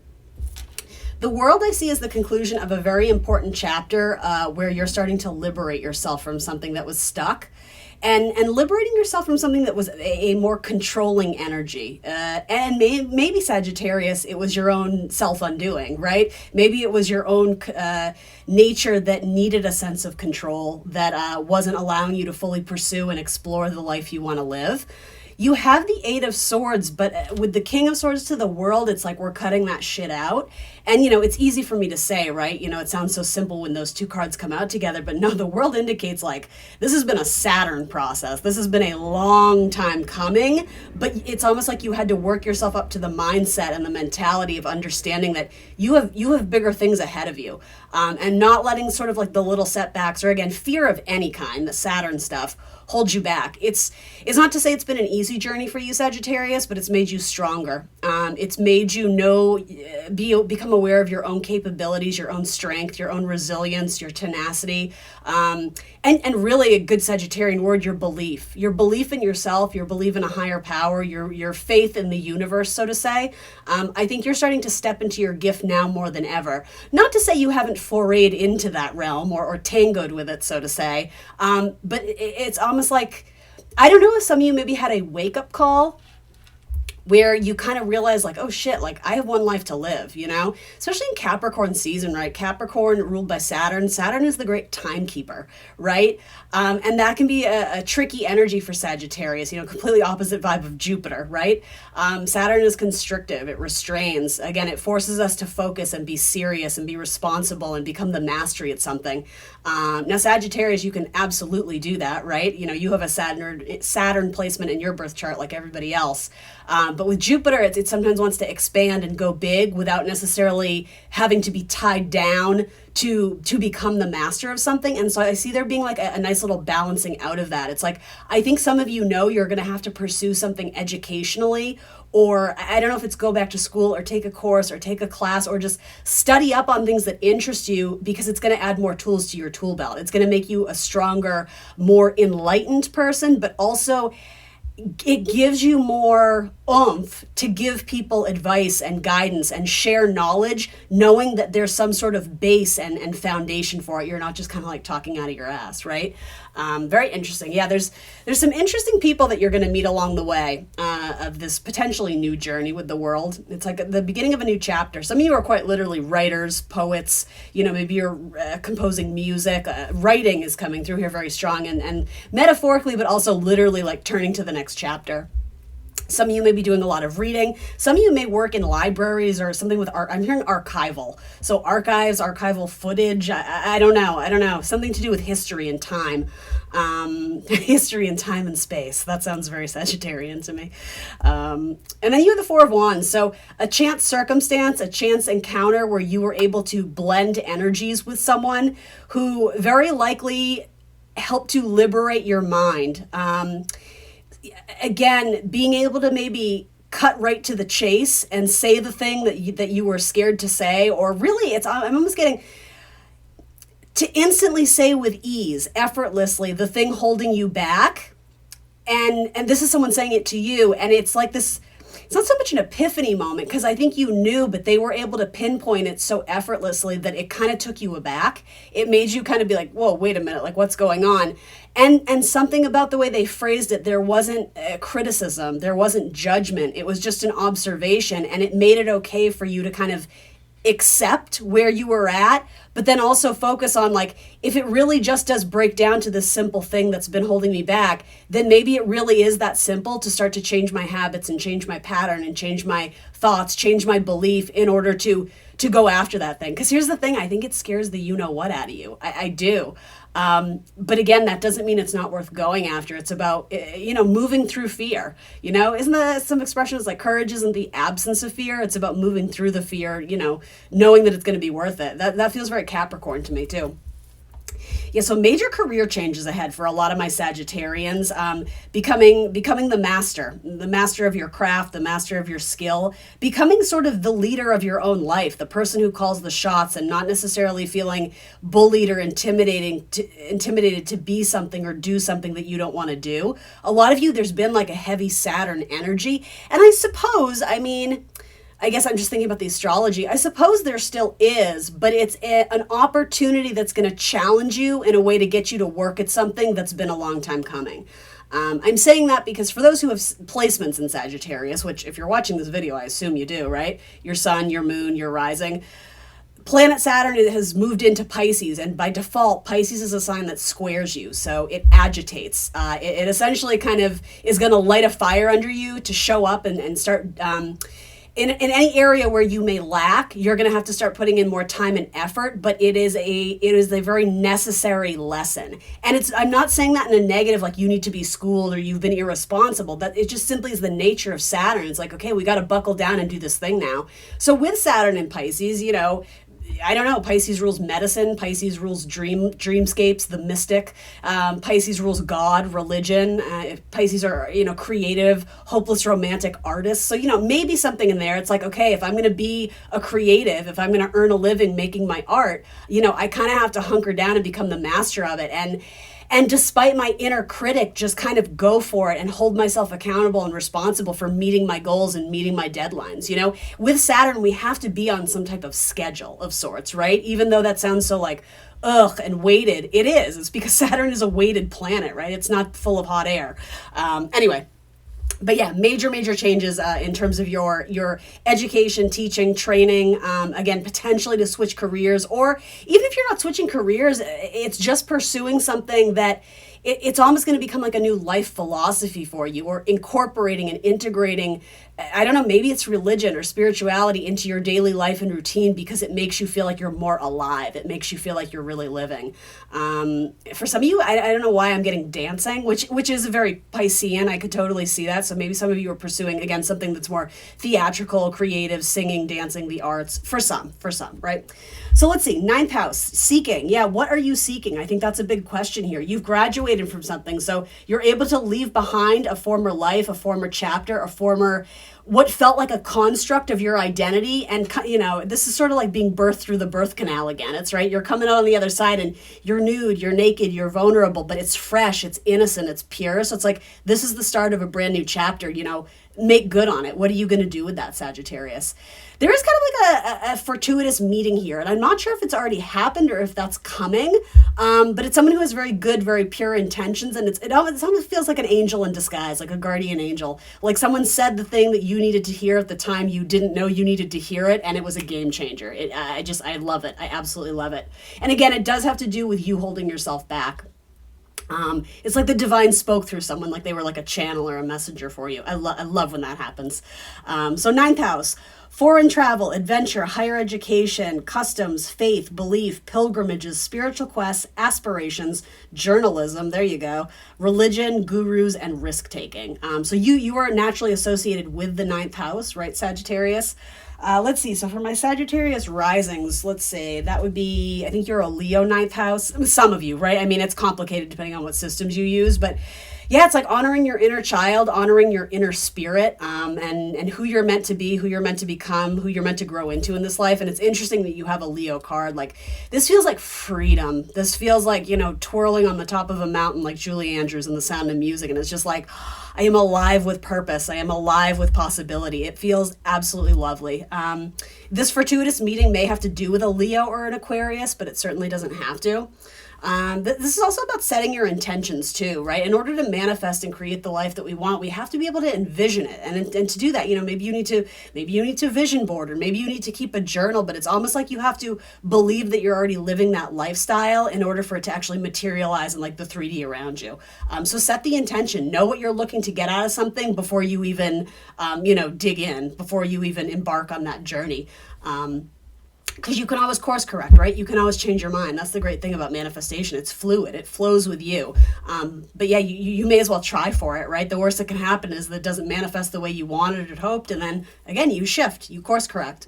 Yeah, this is about authentic self-expression and being who you are unapologetically. Then we have the Hermit card. I almost said the Virgo card, so I'm gonna not edit myself and say we have the Virgo card coming up for anybody who needed to hear that. But it is the Hermit card. So again, embarking on a spiritual quest, a spiritual journey, the journey of self-knowledge, and again, sort of finding out who we are. Wisdom is a key word that I'm getting off of this. He shines his little lantern of wisdom, right? And the light is dim, it's small, he can barely see what's in front of him, but there is that faith that it's leading him to something greater, and it does. Eventually it becomes the star in the sky, right? And we have to remember too, it also transitions, card 9 to card 10 is the Wheel of Fortune. That's Jupiter energy, that's growth, and that's expansion. But right now we're in that earthy energy of Capricorn season, the Saturnian pull or push, really, to get us to do like nose to the grindstone, roll up the sleeves, do the work, knowing that we may have to delay satisfaction or gratification, but it will come. It will come in time. Again, Saturn is the great timekeeper. But then, yeah, this guy stumbles into the Wheel of Fortune simply by following his path, by following his destiny, by following his intuition, by following his hunches. him, her, whatever, right? Not about the pronouns. It doesn't matter the gender is what I'm saying. It's anybody. It's all of us. We're all the hermit. So with that, you may be taking a break or stepping away from the spotlight or being in some sort of leadership position while you feel like you start to gain stability and focus more on... It's kind of a convoluted message because I absolutely see you stepping up to be some sort of leader or in a hierarchical position where people look up to you and they hear your preaching, so to say. Again, like the preacher teacher, classic Sagittarius stuff, right? On stage, whatever. But it's like before you get to that point, you have to kind of hone in on your craft and really delve into it and work on it behind the scenes before you're ready to present it. For some of you, you need to go on some sort of, metaphorically pilgrimage or journey or some sort of adventure in order to gain, I think it has to do with life experience, guys, but maybe you're quite literally being put in the role of student. The page can show up as students. Again, in order to acquire knowledge that eventually you're gonna put your own spin on it and then put it back out into the world, and it's gonna feel great for you because you're gonna be living your purpose, but other people are going to benefit from it, and it's win-win. Everybody feels good here. And then you also have the Page of Wands. So interesting, you actually have the Page of Wands twice. And then the Two of Wands. So again, it's similar to this Four of Wands. It's like the meeting of the minds, like the Two of Wands on each side. You're each coming in as like a Page of Wands. I see like mirroring and I see symbolism there. I'll just show you. This is like tarot of sexual magic, right? So it's like a little naughty deck, right? Which is cool and all. Like, I have to be honest, this doesn't feel like hypersexual or hyper romantic to me, but I do think there's soulmate energy here. Whether it's, a soulmate that you meet in passing and you influence each other, you impact each other and go your separate ways. Or maybe this is someone that as you're starting to build a foundation for yourself, I'm hearing the word coincide. I don't know how to fit that into what I'm saying, but it's like they're simultaneously doing that for themselves. And so before you realize that you've started to build like a platform, like separate but together. I just heard that Fall Out Boy song, Let's Be Alone Together. Actually, this may have a bit of a romantic spin on it too, for those who are interested in looking, but you're meeting like-minded individuals. It's not to say that you're the same or that you have the same background or same experiences, but the vision for the future, again, good Sagittarian words, that seems to be in alignment. And I'm getting this idea that you guys are building structures for yourself in your personal life. Again, you're like achieving goals, you're hitting goalposts, you're hitting, however you want to say it. And like when you look around you, that person has consistently been in and around your energy. And I don't know, I just kind of see there being like a linking, like, well, let's do this together. Like, we have no reason not to. I'm not saying this is what's going on, but just to give you a metaphor of what I'm trying to say, it's like two people who are both very interested in being entrepreneurs and owning their own business. And whatever, independent. They're growing it on its own. They're working through the finances, whatever. And it's almost like your businesses will link up, or something about this connection is mutually beneficial. You have a lot of knowledge and experience to exchange and learn from each other. And it's like you both get the boost when you start collaborating. I hope this is making sense. Something with a Scorpio, maybe. I feel like I'm hearing thinly veiled. There's a bit of a mystery. There's a bit of a secret with a Cancer or a Scorpio that is watching you. They have eyes on you, or vice versa. And it's not in a malicious way. It's like I don't know. With Scorpio, it's like I'm wanting to say, like, I can't let you go. Like, I just can't do it. Like, I want you in my life. And like, I want to be very clear. This is not like a creepy, stalkery, no means no person who doesn't understand. This is like I have love for you in my heart. And I don't necessarily feel safe telling you, but like, it's there and it's real. And I think some of you already know exactly who this is. Cancer, Libra, Capricorn, Aries. Those are some zodiac signs that want to come out. All right, self-care for Sagittarius. You do have a card of Aries here. I don't remember if I mentioned that, but I was thinking it. So if I didn't, this is a card of Aries. Air sign energy. You definitely have Leo. This is Aries as well. I had the Page of Wands. Yeah, I mean, Virgo. And yeah, this is laced with like watery energy. I shouldn't say laced. That's a weird word to put with water. But actually, like, that's kind of funny. When I said it's laced with watery energy, I was like, well, lace can't hold water. It can't contain it, right? But that's literally what's happening here. It's like this vessel that's meant to hold water. It's like seeping through. It's leaking through. I think that's a metaphor, Sagittarius. I think someone who has a lot of love for you, right? Like cups in tarot. Someone who has a lot of love and emotion and compassion, I don't know what it is, emotional entanglement with you. It's like they're trying to contain it, but it can't. They can't. Like, it's seeping out. It's leaking out. And so I take that to mean that someone may drop like an emotional love bomb on you.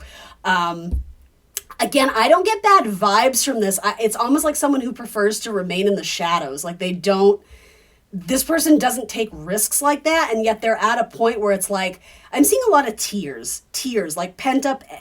I don't think it's anger, but it could be anger, emotion. Something needs to be released here. And I don't know, with the butterfly, it's like a transformation. So maybe this is someone you have history with. Maybe this is a reconnection. I don't know. It doesn't have to be, but yeah, there's something going on there. You do have some soulmate energy here. It's possible that you have multiple suitors too, Sagittarius. That would not surprise me. You know, being a sign whose opposite is Gemini, it's like two of everything.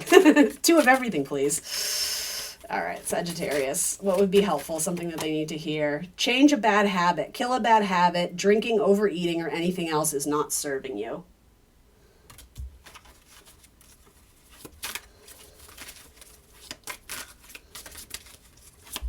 Sagittarius. Whoa. Born to stand out. You don't fit in. Stand in your own power and be proud of your individuality. Your wounds are your wisdom. I always say that, but I think it's truly because I mean it. It's like the things that broke us, you know, the trauma we carry with us from childhood or whatever, like it's made us who we are. It's forged with our identity, and so we should own it and be proud of it. And I don't know, celebrate it is appropriate, but more or less it's like being that person who says the thing that other people are ashamed to say or afraid to say. That's a power move, right? To be like, yeah, this happened to me and I'm not a victim, I'm a survivor. Like that sort of thing. And I'm not saying that applies to everyone here, but like it's that, yeah, it doesn't have to be the skeleton in your closet. You can, you know, you can evict the skeleton whenever you want to. That's your Eight of Swords. Release doubt. You've been here before. Trust yourself and believe in your own strength to own your life. Magical Spirit Oracle for Sagittarius. For Sagittarius, please. Let's see. Darling, don't you remember you're a badass? Keep winging it. I think that says winging it. The text is kind of hard to read. It says the fairy. Blessings flow and magical energy. A lot of butterflies. Put it right next to the butterfly card too, which transformation, right? What is it? Cocoon to chrysalis to butterfly, something like that. Yeah, it's like, I said this to you in your last reading. There's like a coming out, and it doesn't have to be sexuality, but there's this newfound embracing of who you are unapologetically. And I think it's something that a lot of you have hid for a long time. And there's this new lease on life. Energetically, it feels amazing. And again, there's like this chance circumstance of someone who they pull it right out of you because they see it, they read it on you. And so part of that is like this long held secret. It's like maybe it hasn't been a secret to everyone else. It's just been something I've been tormenting myself with, not trying to let that part of me slip. When it's like the people in your life already know that about you and they embrace it anyway. Like that's why they love you. It's part of who you are. This feels heavy, but in a good way. That feels meaningful to me. Call your energy back to you. Energy, aura, power, and depletion. Yeah, kick out the energy vampires, right? If it's bringing you down, it's probably not worth your time. Yeah, surround yourself with people who make you feel absolutely incredible, Sagittarius. Don't fall in love with people's potential. Fall in love with who they are. And spend time with them and tell them, right? Life is short. Tell people how you feel. You'll never have any regrets if you were honest and forward with how you were feeling. This person is struggling with that because they're still holding on to emotions that they were never expressed. And so it's tripping them up and it's throwing off their path. So maybe that's a message to the crosswatcher, right? Which Sagittarius always has crosswatchers. Maybe this Page of Wands is like slowly becoming brave enough to say the things you need to communicate to Sagittarius or vice versa. I don't know. There seems like an important conversation that actually goes really well, but there's a lot of fear and anticipation leading up to it. Possibly because of control issues, needing to control the temperament and the environment of the room. If somebody comes with some emotional outpouring, that changes the vibe, that changes the tone of the room, and there's no guarantee or certainty about how that's going to land with the recipient. And yeah, there is no guarantee. You don't know until you try.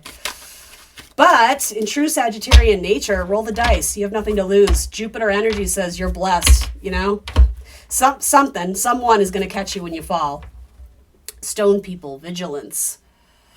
That doesn't feel right to me. I'm happy to keep it out on the table, but it's weird. When I pulled that, I was like, it's not the one. I don't know why. I heard that. I felt it. Give me one more, please, for Sagittarius. What is meant for them? That popped. Okay, that felt right.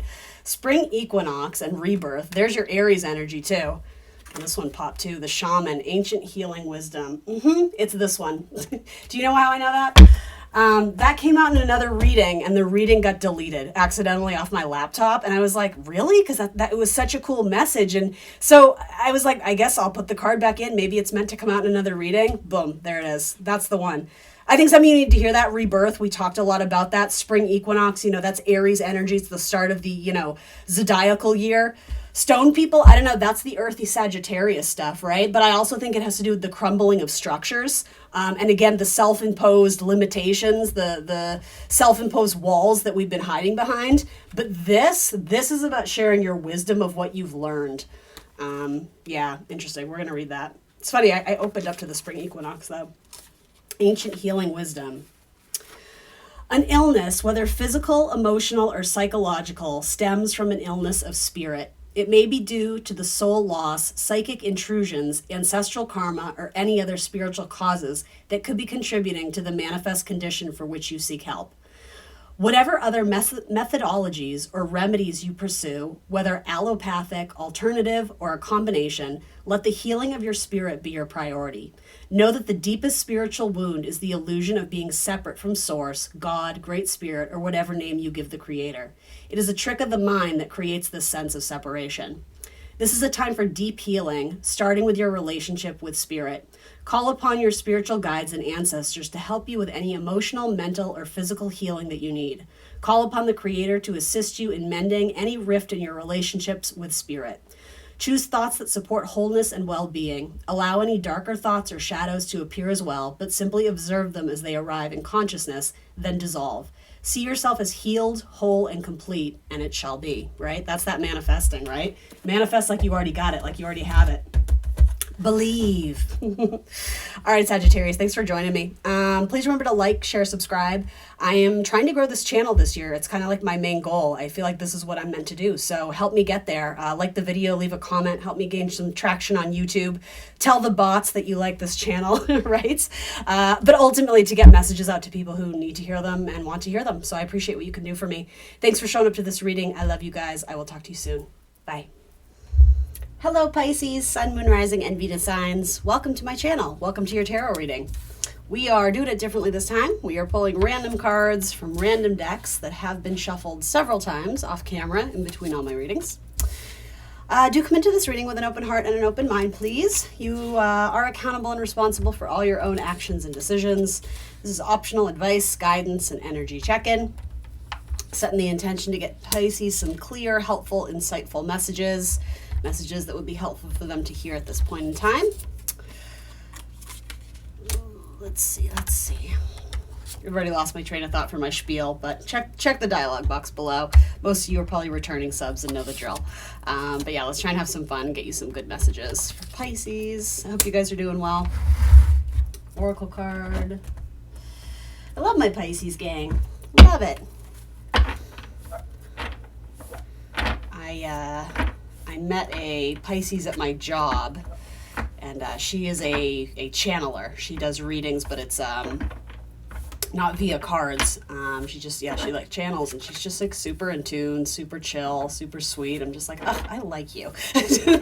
And she told me her placements, and I'm like, that makes sense. Yeah, love those water signs. I can't help it. I'm only a little bit biased. I mean, I love all the signs, but Pisces, as the gentleness card comes out. Stop. So cute.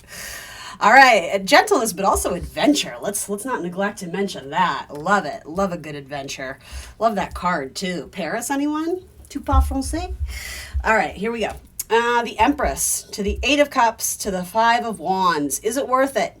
Is it disrespecting you? Is it disrespecting your time? Or is this one of these circumstances where you got to roll up your sleeves and do a little bit of the grind, a little bit of the hard stuff, knowing that it'll be worth it in the end? Pisces, I feel very uncomfortable saying this because I don't want to offend anyone. And I very rarely hear this with the Empress. Usually the Empress is all about knowing your worth and your value. Brace yourself. I'm going to say it. I gotta relay it. There's a little bit of a diva complex here. There's a little bit of like a little princess complex. Like, it's not my job to do that, but it kind of is. Like, I don't know what this is. And again, you guys know I love you. I'm not here to make you feel bad or attack you, but especially in Capricorn season 2, the Empress is Taurian energy, it's Earth energy, it's Venus energy, it's love. So I have a lot of messages there. Capricorn season is not a fun, easy time for any sign. Because it's a Saturn-ruled sign, whenever we're immersed in the Saturn-ruled energy, right? The sun is moving through Capricorn for all of us right now, no matter what our zodiac sign. That means our identity is being forged around Capricornian ideas of working, of responsibility, of seriousness, of time management, put up or show up. So essentially all the signs are being asked right now to roll up your sleeves and do the hard work. And sometimes with that, you have to delay gratification or satisfaction, knowing that long-term Earth energy, Taurus, if you commit to it, it will be worth it in your end. You're going to reap the reward. But I think the word sacrifice is very important right now. And some of you're losing interest in something that you have worked a tremendous amount of time on. But you might be losing interest because it's not fun. I'm sorry, Pisces, it has a little bit of a whininess to it. Now, that being said, I love the Eight of Cups because I think it's badass energy. It essentially asks, is this emotionally fulfilling? Now with that, there's the added layer of the Five of Wands, which is it's conflicted, right? This is a Saturn card. And quite literally, this woman in the picture, right? She's shown doing work, right? Like it's almost Virgo work, like cleaning up other people's messes. I don't know if that's what you're going through. Maybe you are. And actually, I believe Eight of Cups is even a Saturn card too. So yeah, I'm sticking with sort of what I'm feeling here which is to say, yeah, the things that are worth it in the long run, it's not always going to be fun. It's not always going to be, I enjoy this every single day of my life. I'm elated every day. I love my job. I love my relationships. I love my life. Now that's a choice, that's a mental choice that you can make and absolutely have the ability and capacity to do here. But this is just I'm kind of tired and I'm not feeling it. And it's getting a little bit clouded and lost in the emotions attached to what's going on currently. I want to point that out. What you're experiencing now is not going to be your reality in 2 weeks from now, or even a week from now, right? There's a shift and a change of the emotions. You guys are probably being transited by something. Maybe you have a rough day or a rough couple weeks because I don't know. It's your moon is in a sign that it's just not comfortable. And that's the other important thing with the Empress too. It's Taurian energy, which, much like Capricorn, a very hardworking sign, delays gratification to a certain extent. But in it for the long term, very loyal to its people, to its projects, to its money, to its body. That's essential, right? With the Taurian energy, it is committed to finding peace. With Venus energy, it also rules Libra. So finding peace and balance, I would say, in the environment, in the body, right? Taurus rules the five senses. So there's a need to take good care of the body and not be immersed in sort of the drama and the chaos of life, having an exit, having a way to at least detach from that, to unplug from it, at least for a bit, right? Capricorn season doesn't show that mercy, right? Saturn energy is no, blood, sweat, and tears. Show me what you got. So I think you're being asked to find a balance, but not make decisions based off of fluctuating emotions. I do think you whatever this applies to, if you've reached a rough patch in a relationship, or again, you're having a rough time at work, maybe you got some, criticism from your boss, or, what do they call it? You're voluntold to do something. I think you should make the best of it, knowing that though the emotions and energy tied to what's going on, it's going to change. This is not a prison sentence. There will be liberation, right? Eights are all about liberation. There's going to be liberations from sort of the down and out feelings that you might be having right now. I will also mention too, and if you're still here, good for you. Like you're taking this, a day at a time. Like I know these messages aren't always easy to hear, but I think it's important to relay them. With the Empress ruled by Venus, Venus can have an element to it that I just want it to be easy. To be honest, I associate that more with like the Libra energy where again, love Libras have great qualities, but a lower vibration of Libra can be very lazy. It can be like, I'm going to manipulate you to get you to do what I want because I'm deserving, because I'm the queen, because if I have any Libras cross-watching, they're going to rip me a new one. But no, I love Libras, I do. I think they have fantastic qualities, but like a lower vibe. And the reason I mention that too, and I shouldn't just say Libra, Taurus, they're both ruled by Venus. I'm mentioning it because of the Venus card, right? Taurus can be lazy too. It's not to say they can't be. I would say they're more of a, I'm not gonna go there. I don't want to bash any of the signs, but Venus can make us lazy. It wants to harmonize. It wants balance. But also ultimately Venus wants pleasure, right? So the idea of having to delay pleasure or delay gratification, I just feel like some of my Pisces are in a zone right now where they're like, not for me. And so I'll say this too, if this isn't you, if you don't relate to this at all, check yourself, make sure you're being very honest, but also maybe this isn't you. Maybe this is someone in your life who is using you to do the heavy lifting for them. I just did a Gemini reading, and that was a very prominent message in terms of them accepting love that they truly deserve. And I'm mentioning it for a reason, so hang with me. The Gemini reading was about showing up to a relationship with the assumption that it's going to be you doing all the heavy lifting and your person isn't going to have to do much. They're just going to be there to enjoy it. And it's almost like the Geminis were like, we'll go to the end of the earth for people. But then when people want to reciprocate that back to them, they don't know what to do with it because it threatens the safety and the control issues they have and the trust issues. Like, well, if I show up to this relationship and I do all the work, I know what to expect, and there's safety and consistency and ease. But also it has to do with like long held beliefs that they're not worth that in return. It's like if people show up and shower them with love and affection and attention and help them, and it's like, well, what does that do to the ego that's built a structure around the fact that they have to do all the work, essentially. There might be something going on there with a parental figure, especially a mother. It could be a girlfriend, very, very strong feminine energy, but doesn't have to be. Again, Taurus, Libra energy. I think this first message is just looking at the balance of relationships, who's doing what, and really what are the ultimate motives and drives behind them. Is someone pulling out all the stops because they think that if they don't, they're unlovable? Like the only time a person is of value is if they're, again, blood, sweat, and tears, pouring their whole self into a relationship, even if they don't get anything back. It's like, what would happen if relationships weren't that much work? If you just showed up and did your job? Your job, whatever that is in a relationship. I don't know. There's a couple messages coming through here. Honestly, I would tell every single zodiac sign to watch the Gemini reading because it felt very deep. It felt very profound. It felt like it was a bigger message than just Gemini. So especially if you're dealing with one in a relationship, it might give you some insight into what's going on with them if you watch that. I don't typically encourage cross watch on this and that, whatever. Like you can, but especially the Gemini reading. There's a reason why I'm mentioning it, So anyway, moving on. So for some of you who are just in a slump, especially a work slump, it will get better. Rise to the occasion. It will be worth it in the end. Don't give in or don't succumb to sort of the easy way out, or I don't know. I'm sort of getting a message of karma too, is like passing off work that you are fully capable of doing and probably should, or to skip out on work to take like a fun vacation day with your friends when you know that you have obligations and responsibility to your work, to your coworkers. Once in a while, that is perfectly acceptable and absolutely necessary. But again, in Capricorn season, it's almost like you're gonna have to pay the toll eventually. Like there's no such thing as a free lunch in Capricorn season. You get what you pay for, but you don't always, or what's that expression?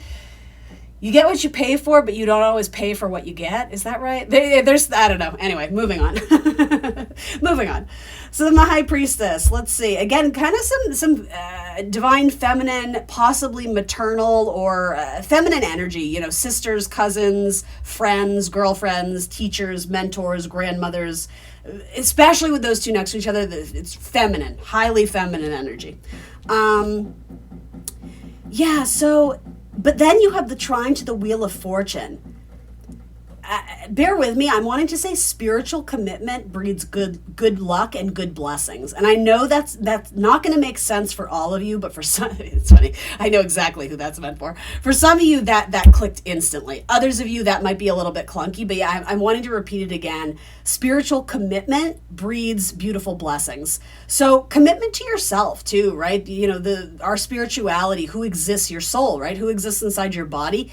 Commitment to yourself, your work, your future, your long-term plans breeds wonderful success. Again, it might not happen instantly, but I almost see this as like the divine stepping in to help encourage you. It's like, it's not going to be easy, but it's also not going to be a struggle when you align to the fact that you have to look at the long term. It's like, I sort of see this as a message where like the divine is going to step in and bring you blessings and, you know, guardian angels and little signs and confirmations that you're on the right path. There is going to be some sort of reciprocation for showing up on the day or the days when you didn't want to. You're going to receive blessings from the universe that are almost giving you some sort of applause or acknowledgement, or like a little bit, like I'm hearing the word token, like a token of, it's not just like appreciation, but it's almost like a nod to you for showing up on the hard days. There are little hidden blessings, little hidden ones. It's like your coworker shows up and buys you a coffee without telling you. It's like little things like that where you're like, oh, okay, I see. And you know, does that make a huge difference? No, but it's like encouragement from the universe that like, yes, you need to get on like the straight track here, Pisces. Some of you need to be better at self-promotion. I don't know why that's coming up. Some of you are like writing a novel or something about a journal. You need to focus more on your writing and unplug. It's like you're very distracted by media and television and TVs and computer screens and laptops and phones. Others of you, better balance for it's both. It's spending time with your children, but also working on your personal hobbies and projects. There is a system of routine by getting on some sort of schedule and adhering to it. And I'm going to say a strict schedule that allows you to schedule in fun. And so do you understand that message? It's like there's an ease and a harmony, but that can be a struggle sometimes for Pisces, like the timing and the rhythm of, or maybe not rhythm. I actually think rhythm is a very good Piscean thing. So, okay, I'm going to say it this way. If it's not I wake up at 6 a.m. every day, because maybe that doesn't work for you, maybe your flow, your system, your regimented, you know, schedule, maybe it's when I wake up, the first thing I do is exercise. You know, after exercise, I eat breakfast, or, you know, whatever it is for you. I think you need to quote unquote schedule it, even if it's not a, you know, exact same time every day. That being said though, Capricorn season, Saturn energy, it does rule time. It is quite literally the timekeeper. So even if you're a little bit opposed to doing things, you know, on the nose, I would shoot for the stars and try it and see how it works out, because you might surprise yourself. Something that you've written off as, oh, that could never work for me, it doesn't feel right. You may want to revisit it and try it again, especially in terms of scheduling and work-life balance. There is a need for you to make time for play and joy and music and art and creativity and writing and whatever it is that you do that's for fun. Video games, you know, media, technology, movies, friends, all those things. I'm not saying don't do them. I'm saying you may need to sacrifice the amount of time you're used to doing them, but it has to be put into some sort of format or structure. Again, very Saturnian energy coming through here. So then you have the 10 of Wands to the 7 of Cups. I do think there's someone in your energy that is a little bit emotionally manipulative, and they're using their power, their force, their influence to get you to do things that's beyond your scope or beyond your capacity or beyond your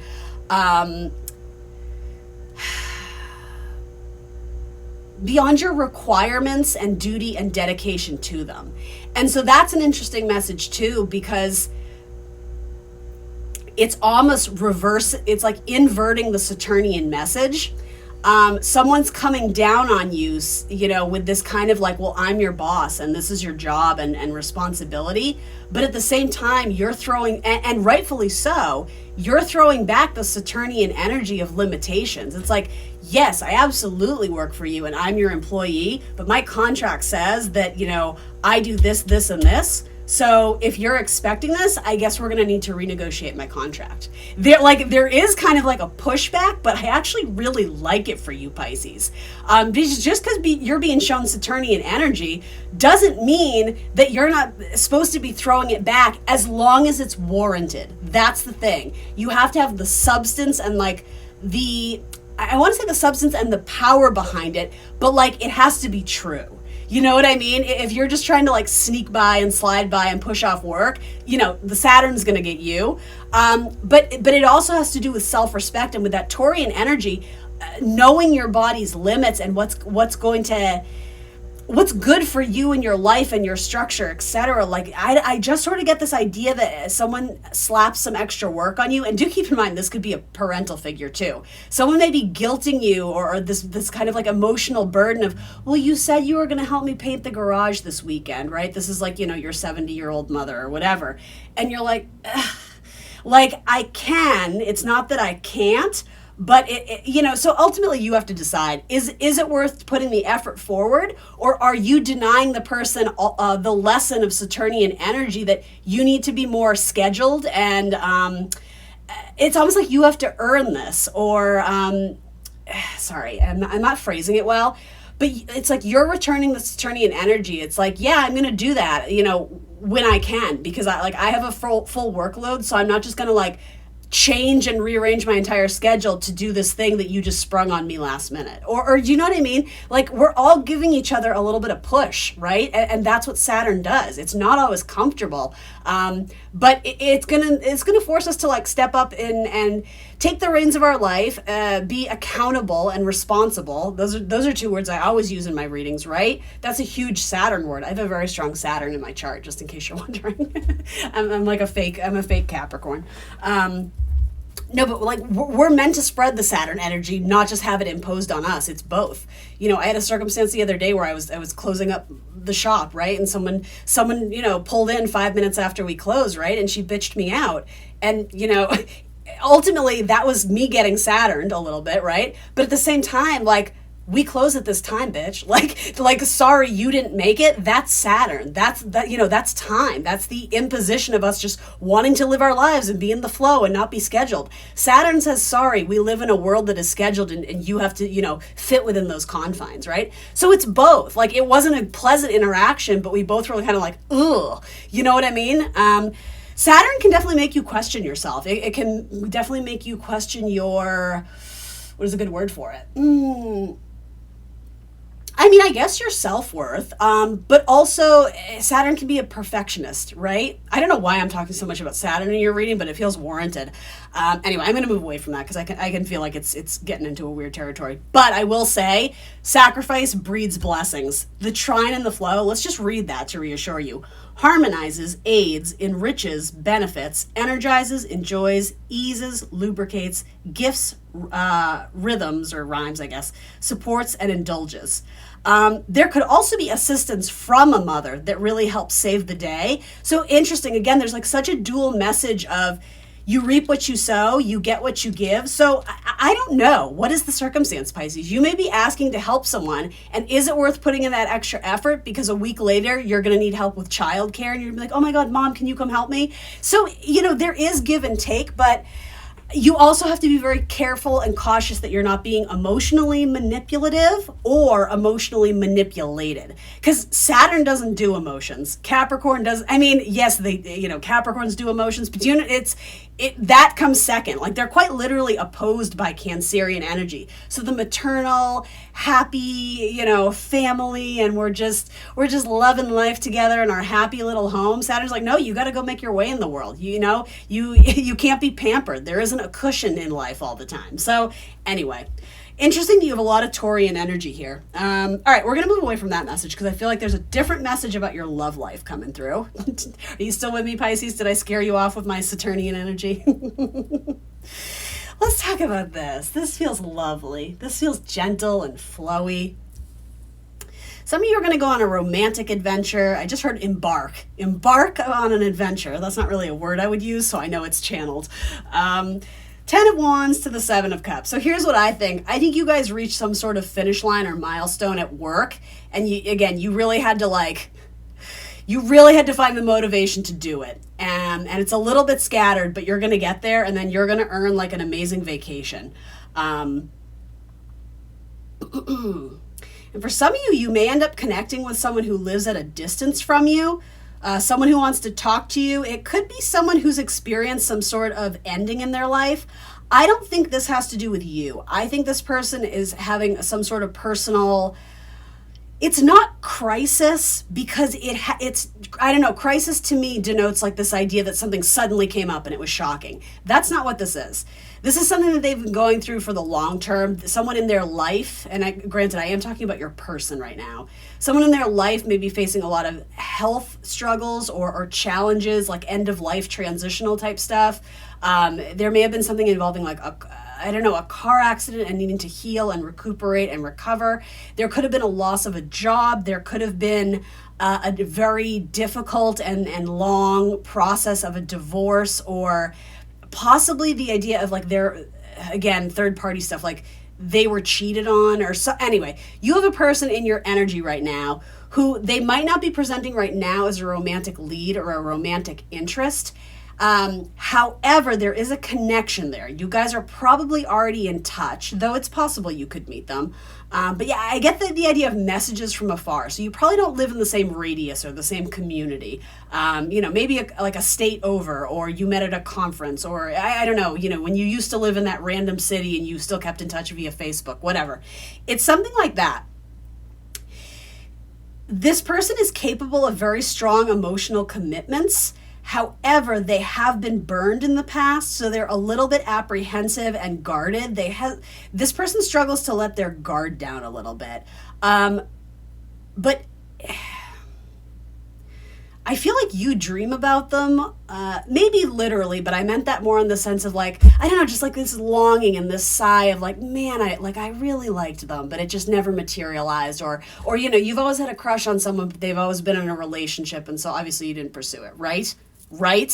Okay, moving on. No, but I don't know.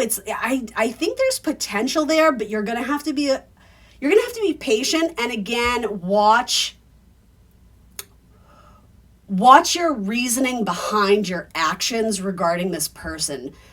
Just make sure your heart is in the right place, understanding that they are actually grieving. So by you showing up and offering to help them, or bringing them flowers, or making them a cup of tea, make sure that's not out of an ego thing for your ego to be stroked and appreciated because, you need to feel needed in a relationship by, again, doing the heavy lifting. That was like the Gemini reading. It's like you are only useful in a relationship if you're constantly catering to your person, and being completely selfless. And I get it, but that's not a healthy mentality.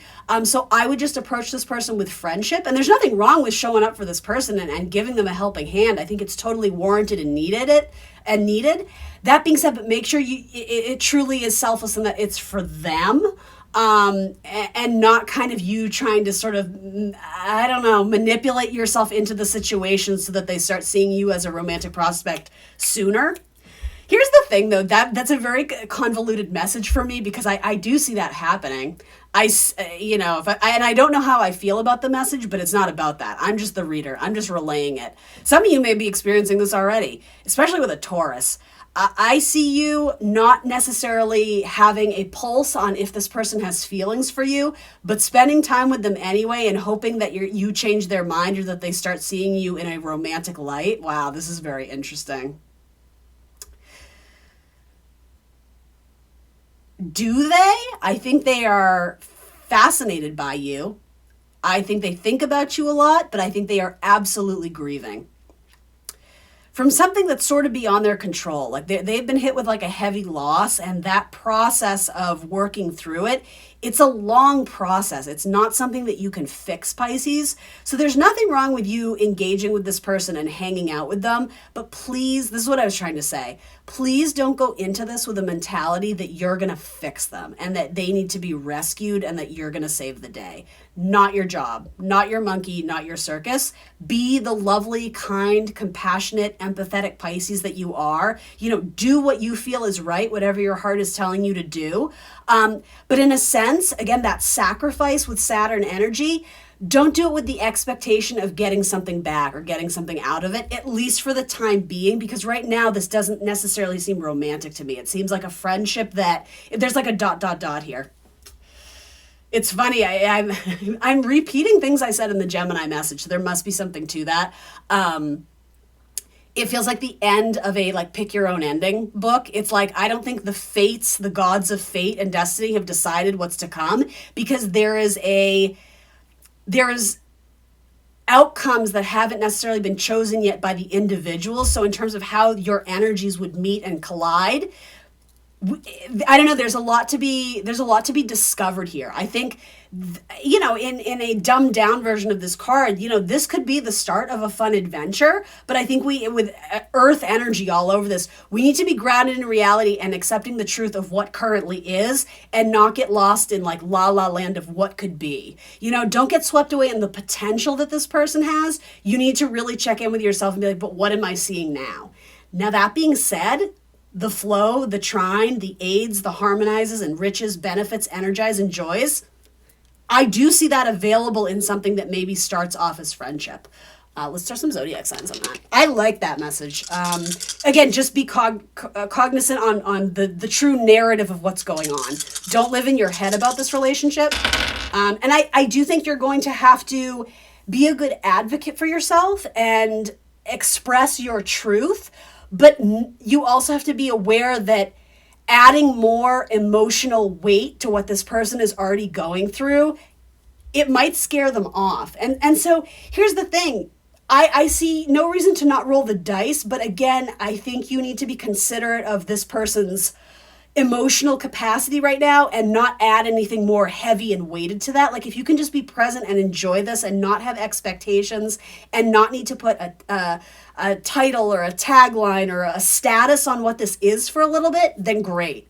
If you're coming into it with that Saturnian, like, I need to control it, I need to define it, I need to separate, that's not going to work, because there's like a flow going on here. Like, this is the emotional stuff. And like, you know, how do you contain the emotions? You don't. You allow them to come and go, but you don't necessarily invest in them, you know? Anyway.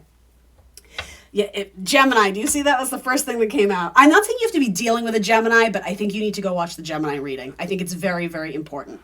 Leo, Scorpio, and Pisces. All right, interesting. Yeah, this person's got a road to climb, a hill to climb, a mountain to climb. Capricorn season, right? The mountain goat. What is that Kate Bush song? I'm hearing that it like had a revival in Stranger Things. Is it Running Up That Hill? I honestly don't even know what that song's about. I think I've heard it like once or twice, but I can hear like that 80s. Dun, dun, dun. You should go listen to that. There might be a message in that for you, or something about what I just said. Kate Bush, Stranger Things, the 80s. That there might be some message laced in there for you. I think Pisces get messages through music quite a bit.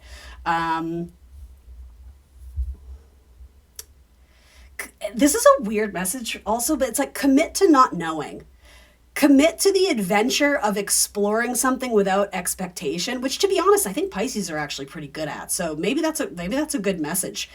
I think there's a gentleness that is required and needed in this relationship, but with that, there's also a gentleness and a compassion you need to offer to yourself too, because I do see you catching feelings for this person sooner than they do.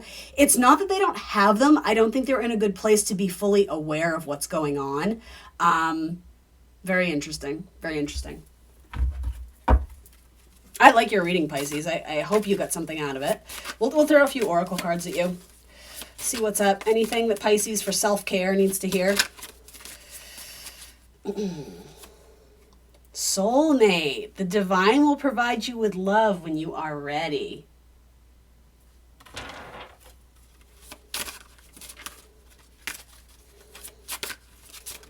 Whoa.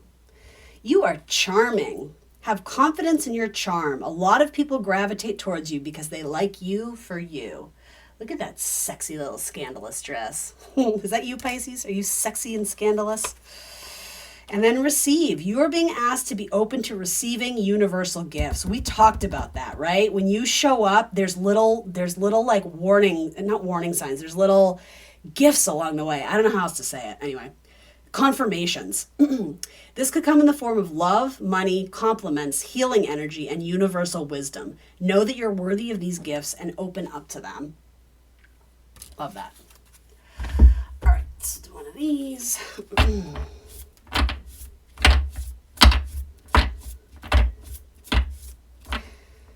Commit to the adventure and not knowing. I already said that, but I just needed to reiterate it as I put my deck right on the Hierophant. And listen to the signs. Hear the signs. See the signs. I also see this as like guardian angel, messengers, angel guides, whatever you believe in. They're sending you messages, so don't ignore them. There is a reason you have those dreams. The mystic, intuition, high priestess, and visionary. Interesting that you got the high priestess as well. I'm going to read this to you. Stay open to the good and beautiful things. Magic mushroom, miracles, fairy energy, opening up. I love that for Pisces. Yeah, we'll keep that. All right, last but not least, it is Capricorn season, so earth magic, oracles. Let's get one significant card for Pisces, something they might need to hear, whether it's related to this message or not. The lake, stillness and gentleness. I think there's a theme to your reading, Pisces. Let's see. L for lake. All right. The tempo of life these days has sped up considerably, and there seems to be no end to the quickness of pace. Immersed as we are in the technological whirlpool, there seems to be no escape. However, there is no need to be a prisoner to quote-unquote hurry up syndrome, nor is there a need to feel trapped by awareness of the collective intensities that massive numbers of humans are experiencing these days. No matter if the noise is from your environment or your seemingly nonstop thinking, it is critical for you to seek stillness. Find it in your world, whether it's a special place in your home or a place in nature that is far from human-made noise. Of particular importance is finding it inside yourself, which can be made easier by being in a quiet place in a natural setting. Doing so not only relaxes your mind, but also heightens your awareness and your senses. Yeah, the senses, Taurian word. Maybe some of you have strong Taurus in your chart. Let's see, does that make sense? No, I was going to say something else. But anyway. All right, Pisces, that's what I got for you. Please remember to like the video, guys. It is my goal to grow this channel this year. Help me be a part of that. Help me be a part of that journey. Hit the like button. That helps me gain traction on YouTube. Gets these messages out to people who want to see them and need to see them. But thank you for showing up to this reading. Like, share, subscribe, and I'll see you soon for more tarot. Bye.